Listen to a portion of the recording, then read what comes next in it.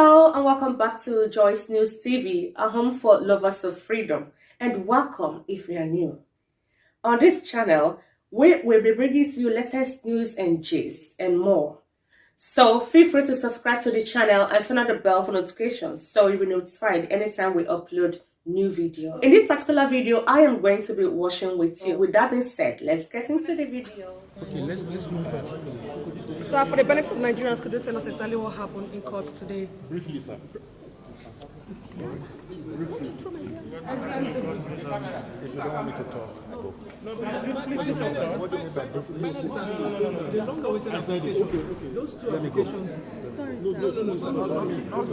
I'm just want to catch rider. If you want to go, you go. Sorry, Leonard.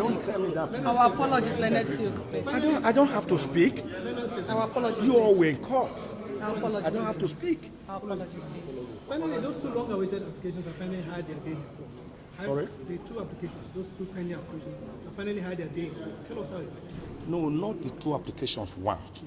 And that is the one that is jurisdictional, which is saying that all the 15 counts in the charge are bad, and bad. Like I described it before the court, they are as dead as dodo. All that the court requires is to give them a decent burial. Because there is nothing whatsoever in the counts at all. You are accusing Nnamdi Kanu of making some broadcast. You didn't say where this broadcast was made. Was it made in the spirit world? Was it made in the air? Was it made under the ground? You didn't state. That was to run away from the first count they had fired, which we attacked when they had mentioned the United Kingdom. So they thought that by not mentioning a place, they had gotten away from it. But as a matter of fact, they had worsened their case because the Federal High Court Act says specifically, Section 34, that you must state the very location, specific location where an offense has been committed. Yes. That is one. They couldn't state any. They say made brokers, and that the brokers were in furtherance of some treasonable acts. For you to charge a person with furthering treason, you must have to charge the person with treason. Nnamdi Kanu is not charged with treason here. We call it the predicate offense. Sure. It is from this predicate offense that the acts of furthering will emanate. So they are building castles on empty air. There's nothing to support it. You are saying that the broadcast he made led to protests, violent protests in the east and in Lagos, affecting Lagos' transportation system. Does this court have jurisdiction territorially over Lagos and matters that happen near Uli, near Ihiala, in Anambra State? No. Does this court have jurisdiction over matters if there was an offense committed, for example, say in UK? Does this court have jurisdiction over matters that happen in UK? Answer, no. Because this court cannot exercise jurisdiction on matters within a sovereign land, another country that has sovereignty under international law. Another major point is that you are trying this man, saying for committing, for belonging to a proscribed organization. And I must now say this, contrary to what the prosecution said last time. Nnamdi Kanu has never denied being a member of IPOB. He says, I am not a member of proscribed IPOB. I want all of you to know the difference. And when IPOB was proscribed through the court process, Nnamdi Kanu challenged it. The matter is at the Court of Appeal currently. Yeah. Nobody knows the judgment of the Court of Appeal. If the Court of Appeal finally says that this proscription was wrong, as we are contending, let's say by that time you had already tried Nnamdi and jailed him, how will you bring him back? So you are trying him under a law that is inchoate, that is being challenged, whose efficacy and longevity is being tested and has not been finished. So we call it lite pendens, or the doctrine of subjudice. So you cannot. So Nnamdi Kanu, in his extrajudicial statement, said he founded IPOB in 2012 in London, and that is the head. He has never denied being the founder, head, and member of IPOB, but he denies being a member of proscribed IPOB. This point must be made clear. We have also challenged the entire law itself, the Terrorism Prevention Act as amended of 2011 as amended in 2013. Now, it is not a law within the exclusive legislative list of the National Assembly that it ought to have made. It has no competence to make it under the Constitution. We have also challenged that. There are other grounds, very strong grounds, where we are challenging that. For example, you brought this man, you abducted him by force, you tortured him, you captured him like a common criminal in Kenya. A British citizen who had gone to Kenya voluntarily, you captured him, you abducted him, and you rendered him to Nigeria by force without going through any extradition process.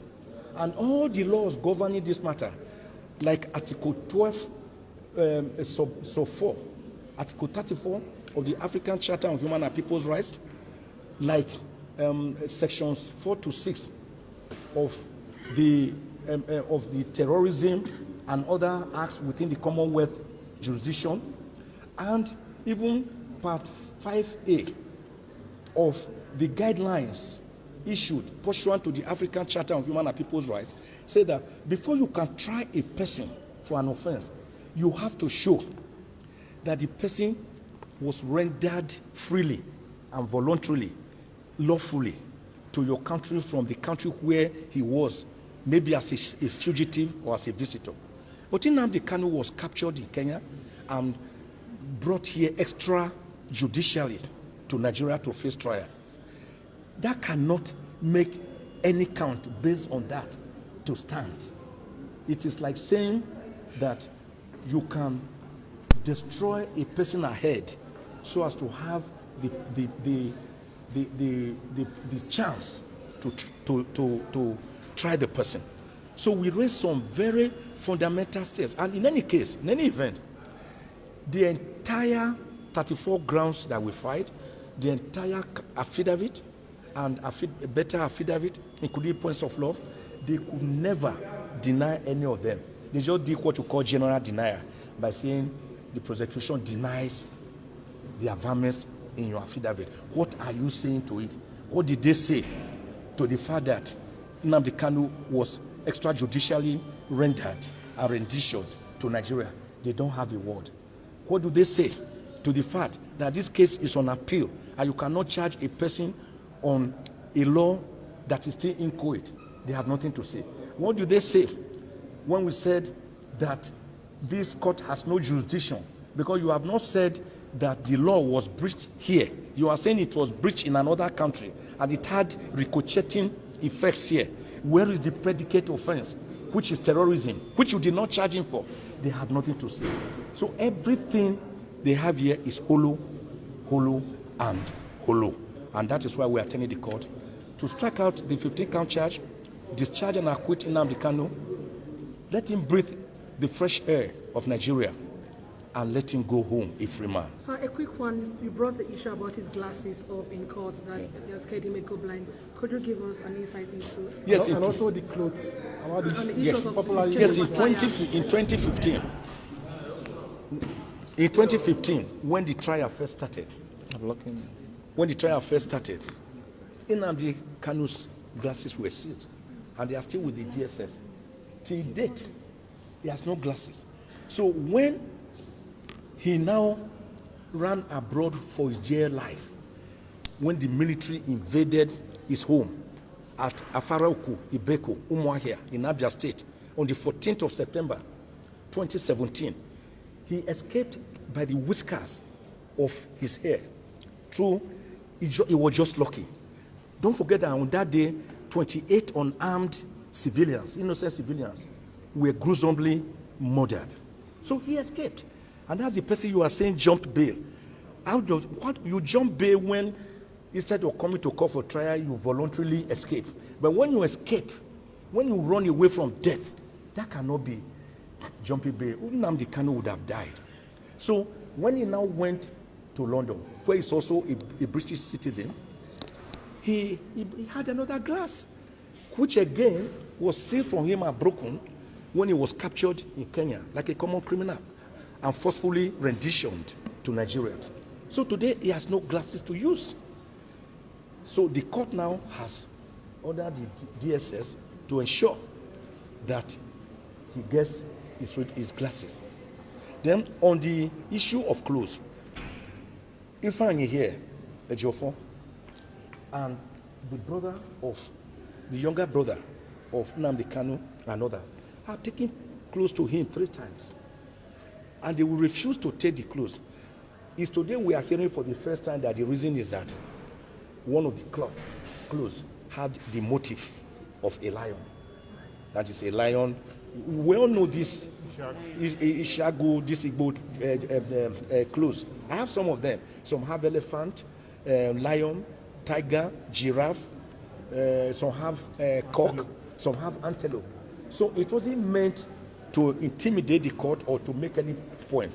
So we are hearing today that they won't want that kind of cloth. And the court has made it clear that it is better, instead of wearing a cloth that has that motif, he should wear plain clothes. The design of which is still left to him, it should be plain. It could be black, red, white, green, yellow, sky blue. It doesn't matter. And we also agree to that effect. That from now onwards, the cloth we give to him will be plain clothes. We didn't know that was the headache of the DSS. According to what the director said, he said it goes against their procedure. And Nnamdi Kanu, like the obedient young man he is, he nodded and told the court that I agree. I will do as you have said. So it wasn't really an issue at all. But I think, to me, that was a red herring to escape from the fact that they have continuously breached the orders of this court to allow him to have his clothes. So now I've directed Ifeanyi Ejiofor to provide other clothes for him that do not have the motif of a lion or a tiger. So it could be another designer wear if he has another one, because he has been using one cloth since June last year. That is not good for any human being at all. The repetitiveness alone is itself a problem when you continue to wear the same cloth. It is not good for his psyche, it's not good for his psychology, it's not good for his mental health, it's not good for his physical health, it's not good for his psychological health, it's not good for his spiritual health. And today, I believe that the Director, Legal Service of DSS, who was in court, will carry out the instructions of my Lord when we bring a different set of clothes to him. Thank So you very much. I want to just say this finally, that we had a wonderful day, and that the finger of God in Exodus 8:19 is on this matter. I want to emphasize Lamentations 3:37. Who is it that speaketh, and it cometh to pass, if God has not commanded it? I want to again put forward Genesis 18:15, which is replicated in Jeremiah 32:27. Behold, I am the God of all flesh. Is there anything too hard for me? We have handed over this case to God, and God, that same God who parted the Red Sea for the Israelites to pass through and close it against Pharaoh and his Egyptian terrorists, is still alive, healthy, and well on the throne. Thank you.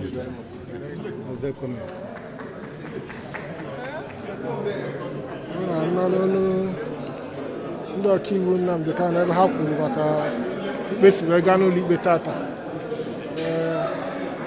onye isi ụlọ ikpe eyiara n'ikpe ahụ maka ọ gazie na Eprel, ụbọchị 8 na Eprel, ebe a ga-ekpebizi ma ga-aga n'iru kpee ikpe a ka ya tupu ya n'iru.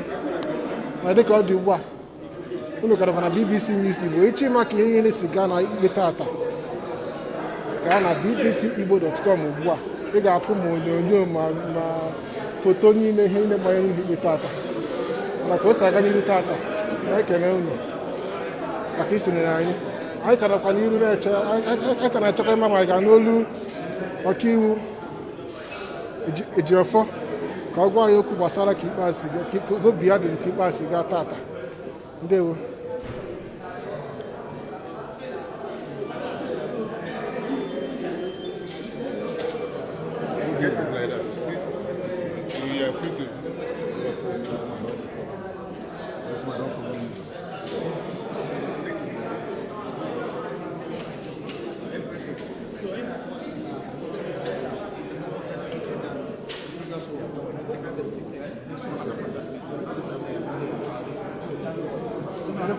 Today's court hearing, they're perfectly okay and they compare the previous one and they are heading forward, they're moving forward for the greater.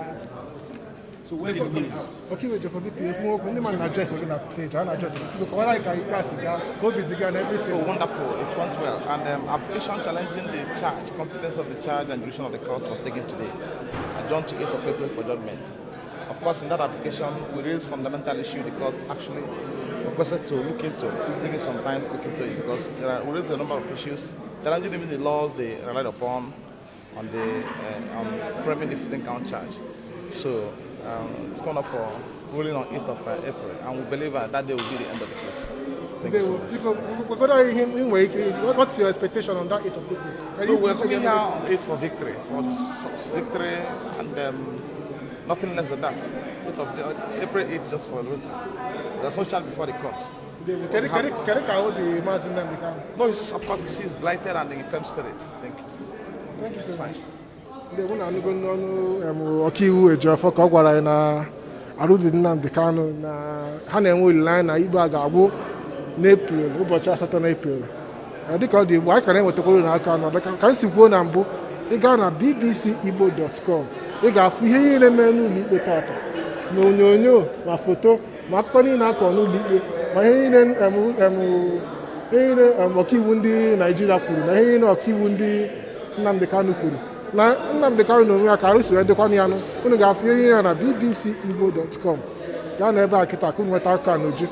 Anyị ga-apịnye ebe anyị ka nakwa n'iro na-ewetara unu ka o si aga nwekwa ka akụkọ si gbanwekwa anyị ga-ewetakwara unu ka o si aga. Ndewonu. All from us today, and we do hope to see you in our next video.